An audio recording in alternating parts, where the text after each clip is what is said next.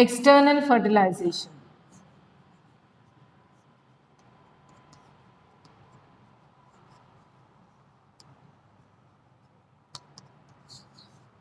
When we discussed about female reproductive system, I said you that reproduction occurs inside the fallopian tubule of females. Okay, most of the case it is. Okay, that type of reproduction which occurs in female body is called as internal fertilization. Internal fertilization occurs in female body,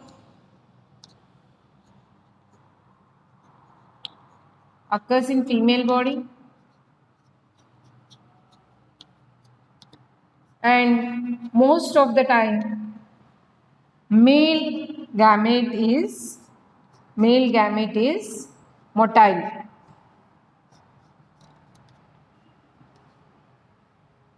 This motile gamete reaches the female, fusion occurs in the female, and fertilization occurs inside the female. But there are some organisms in which fertilization occurs outside the body. Fertilization occurs outside the body. That is, fusion of male and female gametes occurs outside the body.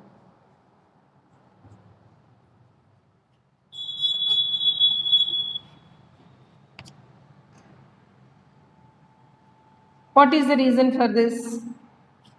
The reason may be that because their body is not developed enough to take the fertilization changes inside the body. So, certain organisms, most of these external fertilization organisms are aquatic because always there is a requirement of medium for the fusion for this fertilization process to occur. A medium is required. So this fertilization cannot occur on land. On land it is not possible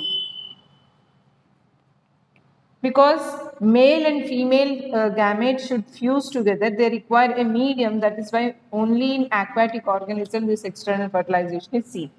And best example for this is frog and fishes.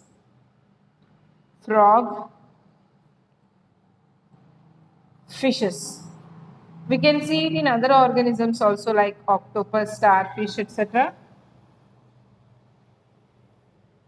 What happens in external fertilization? The first female organism lays eggs in large numbers, not small, very large number. Large number means something in thousands. Okay? It lays eggs in thousands and leaves.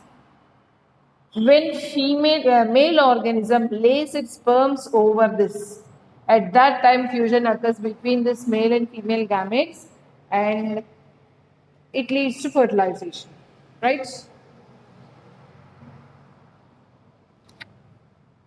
So we'll see in frog.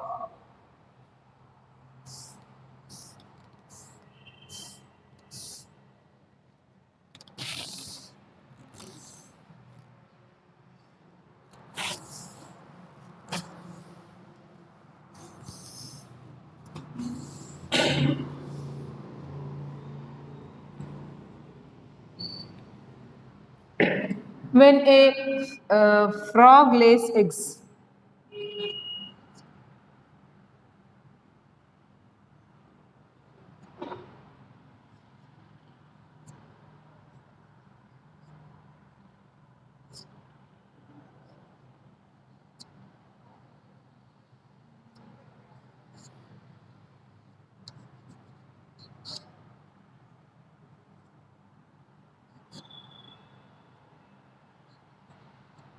so when frog lays eggs, it lays in large quantities. This large quantities of eggs are called as spawns. And the process of laying large quantities of eggs like this is called as spawning. After the spawning is completed, female frog leaves and male frog deposits its sperm over this only in large clusters. So what happens? Fusion occurs in between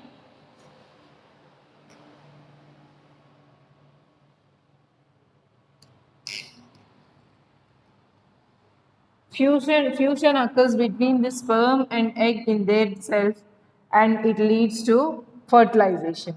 As a result of fertilization, we can see that in this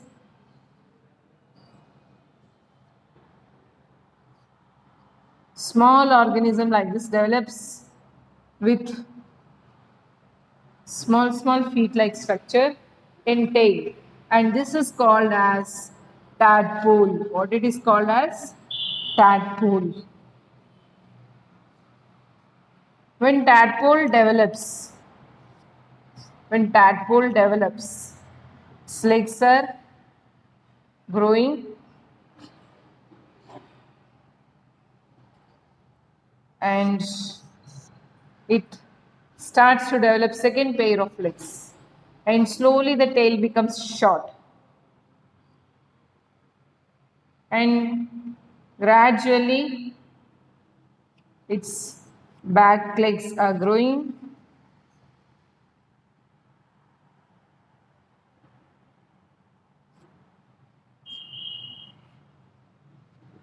and front legs will be newly formed.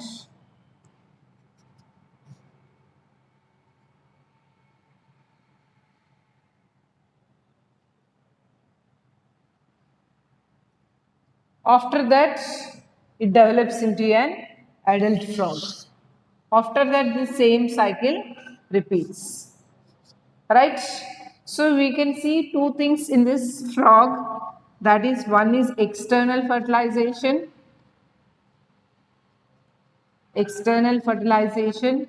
and second one is metamorphosis. This is one important thing you should remember, children. Metamorphosis.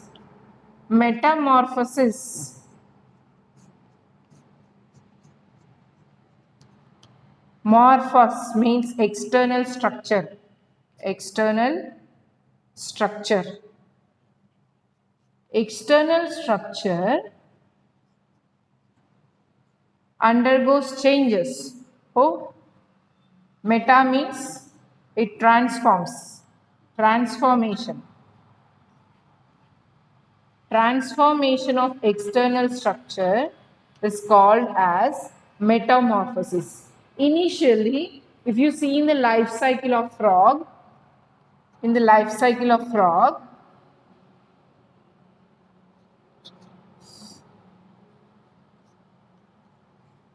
we can see that the baby form, that is tadpole, it lives in water, it has a tail, it does not have webbed feet. If you see the adult form, it's completely different. It can live on land also, it has webbed feet, it doesn't have tail, and it has respiratory, even these two have respiratory organs different. Tadpole breathes with the help of gills, and frog can breathe with the help of lungs as well as moist skin. So these two are quite different from one another morphologically. That means based on external structure, they are quite different from each other. Okay, the baby form is quite different from the adult form. So this type of existence of two different forms is called as metamorphosis. Okay. When baby form is completely different from adult form, it is called as metamorphosis. Not only in frog children, we can see it in uh, almost all the worms. Whether worms and butterflies are same family.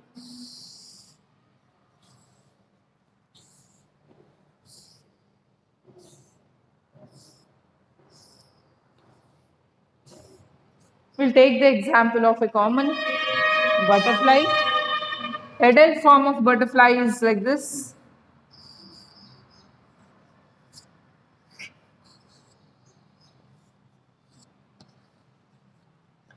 When it lays eggs,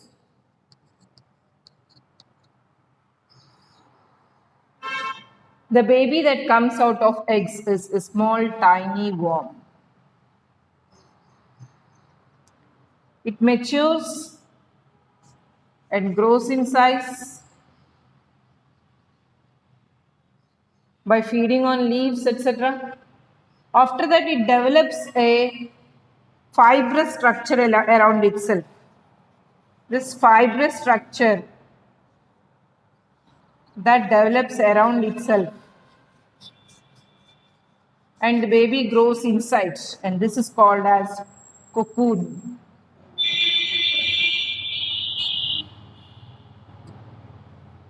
When during after the cocoon formation, the larva develops into an adult inside the cocoon, and it breaks open the cocoon and comes out as an adult form. So now you see the baby form is larva here, or you can call it caterpillar. Caterpillar, it's a worm, creepy worm, and butterfly is a different structure. Adult butterfly can fly. It's not a creepy creature.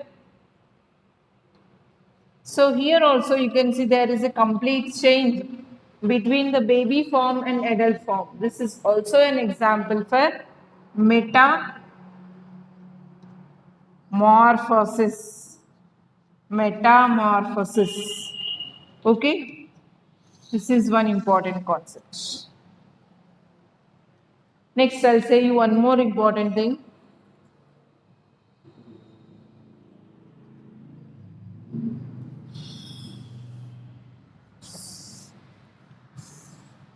So different creatures exhibit this metamorphosis apart from caterpillars, apart from frogs.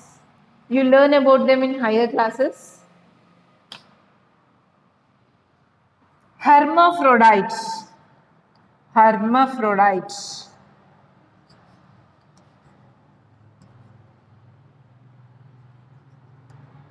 Did you ever listen this term?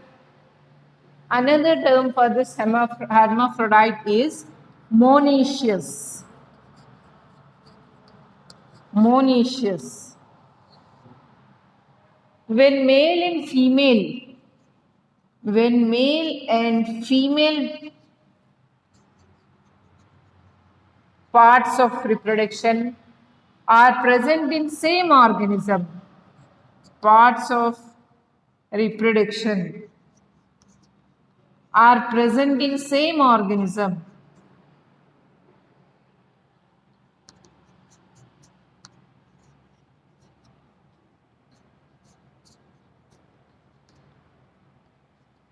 same organism,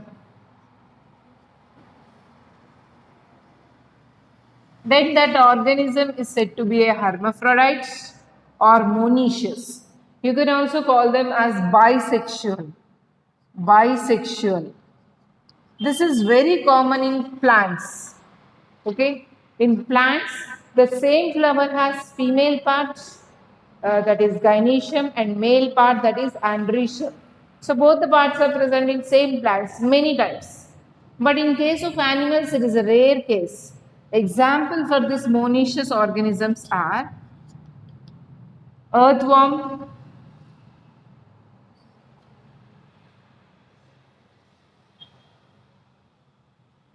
earthworm, leech,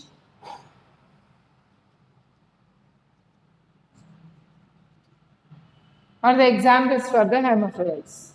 Okay, since both male and female parts are present in same plant, same organisms, reproduction occurs within that organism only.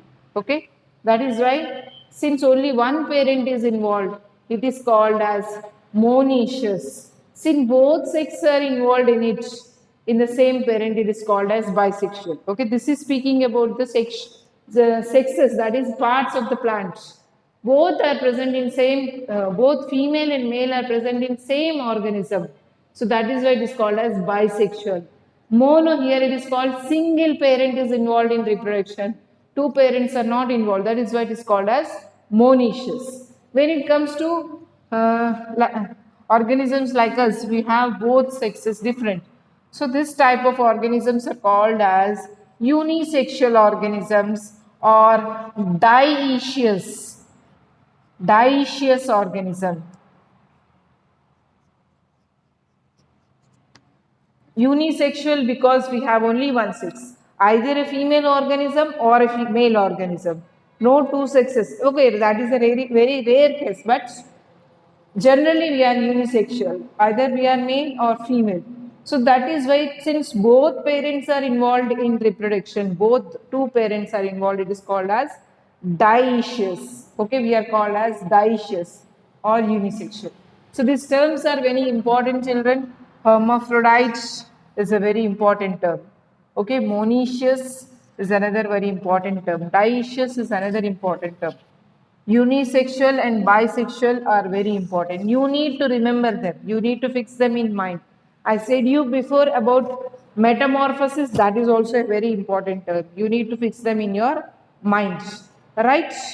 Okay, one more topic we are going to discuss. Artificial.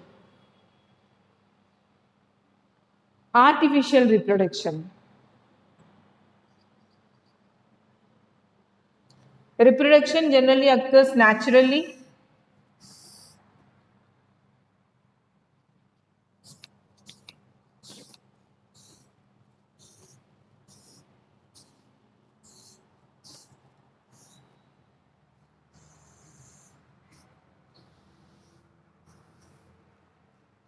Reproduction generally occurs naturally. Okay, but artificial reproduction also can be performed. I'll say you today about humans. Tomorrow I'll say you about plants, most probably, right? So, yeah. When fertilization has some problems, abnormalities, the male gamete and female gamete are fused inside the test tube. Okay? Under controlled conditions. All the nutrient environment that is required for fusion of male and female gametes is provided inside the test tube. Okay, inside the test tube. And then when the fusion occurs and few cell stage is obtained, that means when the baby can implant. I said you that implantation occurs either somewhere at 16 cell stage or 32 cell stage. So inside the test tube, after zygote is formed, after the fusion of gametes occurs and zygote is formed, after that it is left to divide several times unless it reaches 16 to 32 cell stage, then this is implanted. Okay, implanted into mother's womb, implanted into mother's womb. That is, mother's womb means uterus, implanted directly into uterus. This is called as in vitro, in vitro fertilization, in vitro fertilization. Okay, this term in vitro means inside the test tube. Okay, inside test tube. You are doing any experiment inside the test tube, it is, you can use that term there also. In vitro means inside the test tube. There is another term that I will introduce here. In vivo. What is in vivo? In vivo is something that occurs naturally but under controlled conditions. Naturally only, it occurs naturally only, but under controlled conditions. Generally, an environmentalist will take an interest some conditions, like suppose if you want a particular plant to get pollinated with another plant, those two plants are grown very nearby each other, and naturally by blowing air, because of blow of air or something like that, if it gets pollinated like that, okay, even though that condition is a natural condition, planting both the plants side by side is a decision by some human beings. So it is not 100% natural, but it is under controlled conditions. Under controlled conditions, naturally only. Okay? Under controlled conditions. Okay? This is called as in vivo. In vitro is inside the test tube. This baby that is formed, the baby that is born is called as test tube baby. Test tube baby. Right? Sometimes the uterus of mother is not in a position to carry the baby. When the uterus of mother is not in a position to carry the baby, there are some abnormalities in mother's womb. Then some other patient, then with some other patient is taken, some other, what do you say, some other donor is taken, and baby is implanted into the uterus of that donor. Okay, baby is implanted into uterus of donor. Uterus of donor. In this case, this donor is just contributing the uterus for the growth of this donor will contribute only the uterus for the growth of baby. Okay, there is no there is no genetic contribution here. The baby will not resemble the donor because zygote is formed by fusion of parents only. This is just a what do you say, a donor who carries the baby in the uterus for the sake of these two parents whose what do you say, male and female gametes are taken. Okay, this type of mother is called as surrogate mother. Surrogate mother. And this process of taking some other baby into womb is called as surrogation.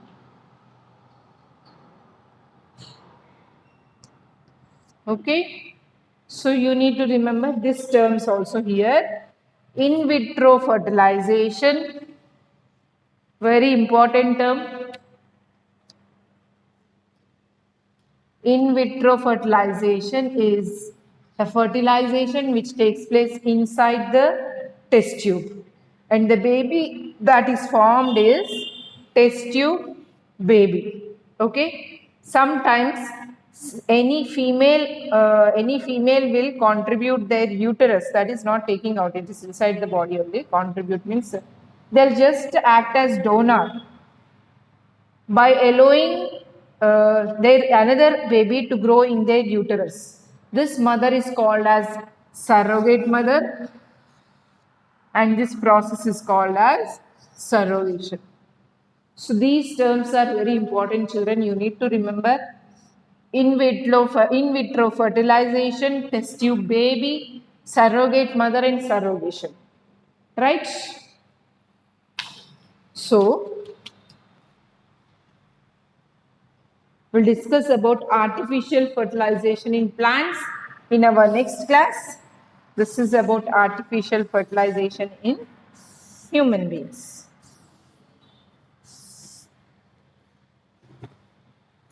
So what are the terms that we learned today?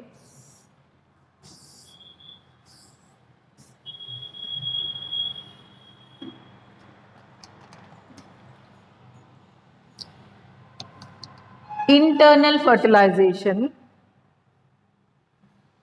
internal fertilization,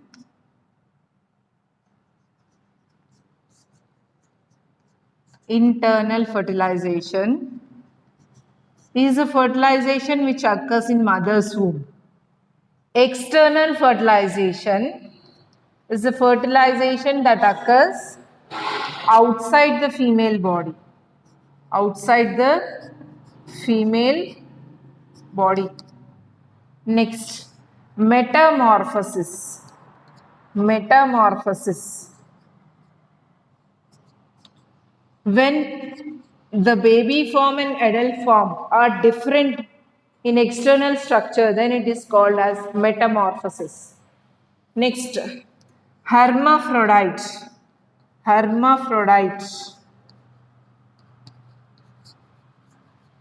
Hermaphrodite or bisexual. is an organism in which both the sexes are present. Both female and male sexual parts are present. Then that organism is called as hermaphrodite or bisexual. This organism is also called as monoecious. Monoecious.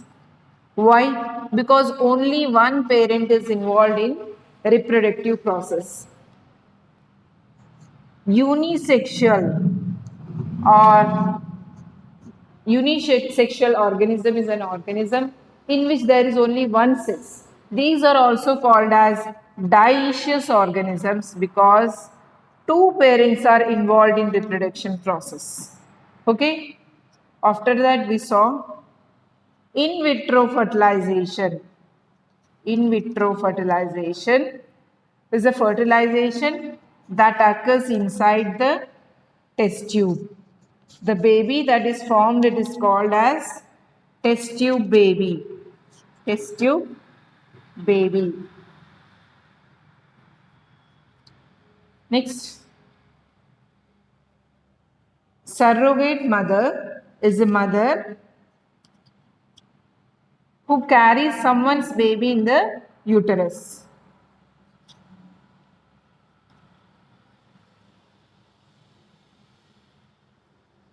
Surrogate mother.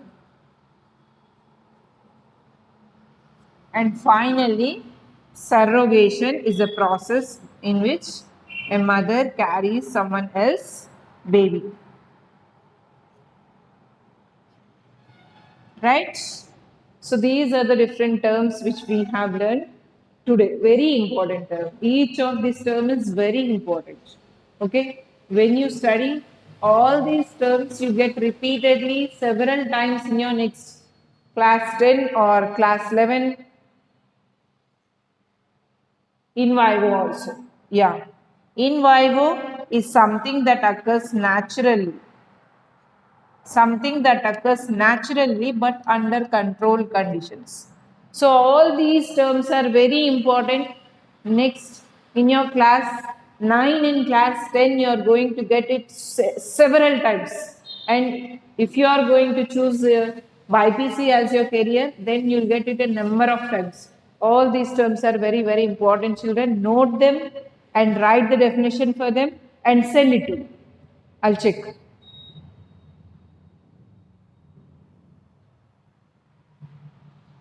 Okay.